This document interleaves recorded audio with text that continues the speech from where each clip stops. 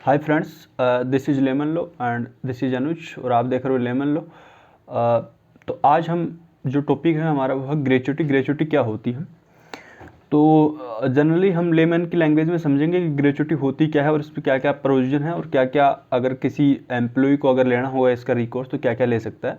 तो ग्रेच्युटी एक ऐसी रकम होती है जिसके बारे में नौकरी पेशा लोगों ने सुना तो है लेकिन उसके बारे में संपूर्ण जानकारी नहीं होती है। तो हम ग्रेच्युटी से लेकर आपके सभी जितने भी आपके सवाल हैं उनके जवाब लेकर आए हैं। तो क्या होती है ग्रेच्युटी? तो ग्रेच्युटी जनरली ये होती है कि किसी भी कर्मचारी को अपनी कंपनी या नियोजक की ओर से मिलने वाला एक तरीके का रिवॉर्ड होता है। एक तरीके का उसको मतलब एक रिवॉर्ड दिया जाता है नियोजक या एस्टेब्लिशमेंट या कंपनी की तरफ से। यह धनराशि उस नियोजक द्वारा दी जाती है जिस नियोजक के पास में व्यक्ति नौकरी कर रहा था, या ग्रेच्युटी कर्मचारी के वेतन का वह हिस्सा है जो कंपनी या नियोक्ता द्वारा सालों की सेवाओं के बदले नौकरी छोड़ने या खत्म हो जाने पर कर्मचारी को दिया जाता है। जब आप कंपनी से या एस्टेब्लिशमेंट से रिटायर होते हैं या जॉब छोड़ते हैं या आपकी उस सर्विस के दौरान अगर आपकी डेथ हो जाती है तो आपको कुछ अमाउंट दिया जाता है उस नियोजक के द्वारा और वो आपका एक स्टेट्यूटरी राइट होता है। अब स्टेट्यूटरी राइट क्या होता है? तो वो मतलब जो जनरली आपको किसी एक्ट के द्वारा दिया जाता है वो आपका स्टेट्यूटरी राइट होता है। तो इसको डील करता है, वो डील करता है पेमेंट ऑफ ग्रेच्युटी एक्ट 1972 जिसे हम पीजे एक्ट कहते हैं। इसमें क्या क्या प्रावधान है वो आपको मैं बेसिक बताता हूँ। नौकरी पेशा लोगों के हितों की रक्षा के लिए ग्रेच्युटी पेमेंट एक्ट का निर्माण 1972 या 1972 में किया गया था। इस कानून के तहत आपके खनन क्षेत्र, फैक्ट्रियां, ऑयल फील्ड्स, बंदरगाह और प्राइवेट कंपनियों जैसे अन्य सभी क्षेत्रों में काम करने वाले कर्मचारियों को शामिल किया गया था स्टार्टिंग में। ग्रेच्युटी और भविष्य निधि में जो आपकी ग्रेच्युटी होती है और पीएफ होती है जो प्रोविडेंट फंड होता है, दोनों में डिफरेंस होता है और दोनों अलग अलग होती है।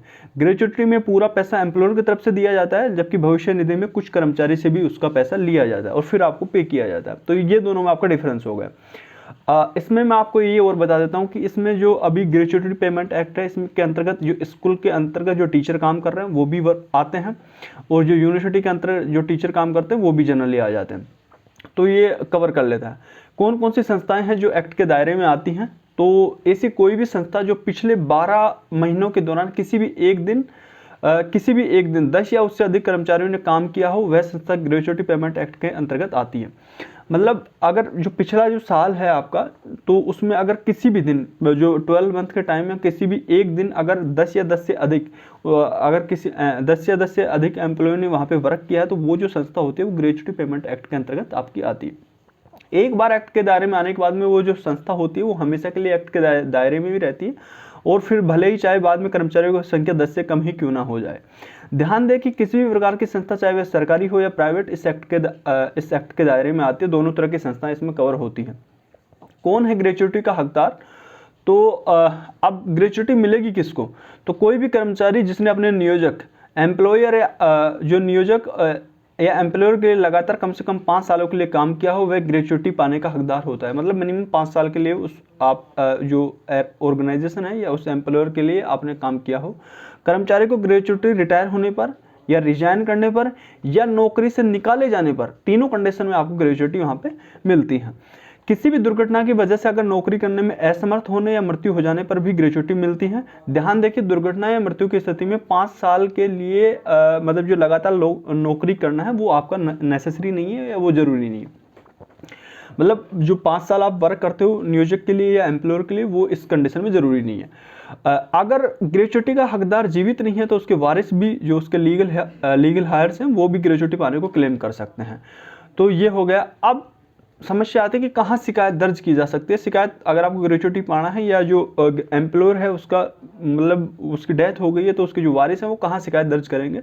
यदि कोई नियोजक किसी कर्मचारी को नियमानुसार ग्रेच्युटी नहीं देता है तो नियोजक मतलब एस्टेब्लिशमेंट किसी भी एस्टेब्लिशमेंट में जिसमें काम कर रहा है वो अगर नियमानुसार ग्रेच्युटी नहीं देता है तो ऐसी परिस्थिति में उस नियोजक के खिलाफ अपने एरिया के नियंत्रक जो अधिकारी होते हैं, कंट्रोलिंग अथॉरिटी है जो कंट्रोलिंग अथॉरिटी होती है वहाँ जाकर वो क्लेम पिटिशन दाखिल की जा सकती है। नियंत्रक अधिकारी जो कंट्रोलिंग अथॉरिटी होती है आमतौर पर एरिया का असिस्टेंट लेबर कमिश्नर होता है। जनरली अपने जो एरिया में होता है वो असिस्टेंट लेबर कमिश्नर होता है। ऐसी परिस्थिति में अगर नियंत्रक अधिकारी जो आपकी कंट्रोलिंग अथॉरिटी है जिले के कलेक्टर को वो क्या करेगा, जिले के कलेक्टर को यह प्रमाण पत्र जारी कर सकता है कि वह भू राजस्व की वसूली की तरह जो लैंड रेवेन्यू जो लिया जाता है, उस लैंड रेवेन्यू की वसूली की तरह ग्रेच्युटी की जो रकम है उसको वसूल कर सकता है तथा वसूल करके उस रकम को कर्मचारी को प्रदान करे। वो ऐसा एक जो आदेश होता है वो नियंत्रक अधिकारी जिला कलेक्टर को प्रमाण पत्र जारी कर सकता है, सर्टिफिकेट जारी कर सकता है। तो ये हो गया। अब इसमें देखो सुझाव मैं आपको क्या दे सकता हूँ, अगर आप एक लेमैन हो या जनरली आपका लीगल बैकग्राउंड नहीं है तो वो मैं ये दे सकता हूँ कि खासतौर पर निजी क्षेत्र में क्या होता है कि काम करने वाले लोगों को संदर्भ में ये देखा गया है कि या तो उन्हें ग्रेच्युटी बेनिफिट की जानकारी होती ही नहीं है, मतलब जनरली लोगों को पता ही नहीं होता कि ग्रेच्युटी होती क्या है, या फिर जागरूकता के अभाव में उनका जो एम्प्लॉयर होता है वो बिना ग्रेच्युटी दिए ही उनसे फुल एंड फाइनल एक जो सेटलमेंट होता है उस पर साइन करवा लेता है वो। तो ऐसे में जो मेरा सुझाव है वो यही रहेगा कि एम्प्लॉयमेंट से जुड़े अगर कोई भी ऐसे मामलों में मामला हो तो आप लीगल कंसल्टेंट लें, या कोई भी किसी भी जो एडवोकेट है जो आपका लेबर एक्ट से संबंधित डील कर रहा है तो आप वहाँ जाइए और उनसे लीगल कंसल्टेंट लीजिए, थोड़ा जो आपका होगा कानूनी परामर्श लें और उसके बाद में आप आगे बढ़ें। तो इसी के साथ मैं वीडियो को एंड करता हूँ। अगर कोई भी ग्रेच्युटी से रिलेटेड इससे अलावा जो मैंने कंसेप्ट कवर नहीं किया तो आप बेसिक बताइए, कमेंट बॉक्स में डालिए। मैं आगे ऐसे किसी जो बेसिक लीगल अवेयरनेस का टॉपिक होगा FIR वगैरह वो मैं आगे जो नेक्स्ट वीडियो आएगी उसमें डील करूँगा। Thank you very much.